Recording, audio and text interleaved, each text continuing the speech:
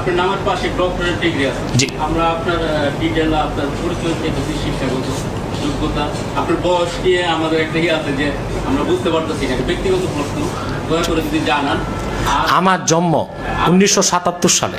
প্রথম কথা হচ্ছে যে আমার প্রথম পড়াশোনা স্কুল কলেজে, সায়েন্স ডিপার্টমেন্ট ইন্টারমিডিয়েট করে আমি চলে গিয়েছি মাদ্রাসায়। ঢাকার প্রসিদ্ধ দুটো মাদ্রাসা, আরজাবাদ, পরবর্তীতে দারুল রাশাদ। সেখানে মেশকাত পর্যন্ত পড়াশোনা করে আমি চলে গিয়েছি লখনউতে, ইউপি।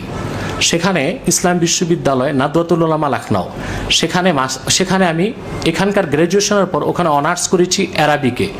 সেটাকে বলা হয় কুল্লিয়াতুল লুগাতিল আরাবিয়া, উলা আদাব, উলিয়া সানিয়া আদাব, 2 বছর। তারপর লখনউ বিশ্ববিদ্যালয়ে মাস্টার্স এমফিল এবং আরবি সাহিত্যের উপর আমার অভিসন্দর্ভের নাম মুসান্নাফ ইবনু জাকারিয়া। মুসান্নাফ ইবনু জাকারিয়া লিবিয়ার একজন সাহিত্যিক ছিলেন, তার উপর আমার থিসিস হয়েছে এবং আমি সেখান থেকে এই বিষয়ে ডক্টর নিয়েছি। পরবর্তীতে সিয়াসিত্তার উপর উচ্চ ডিগ্রি নিতে আমি দারুল উলুম করাচি গিয়েছি এবং পৃথিবীতে এখন জাস্টিস আল্লামা তাকি উসমানী, তার কাছ থেকে আমি হাদিসের সনদ নিয়েছি।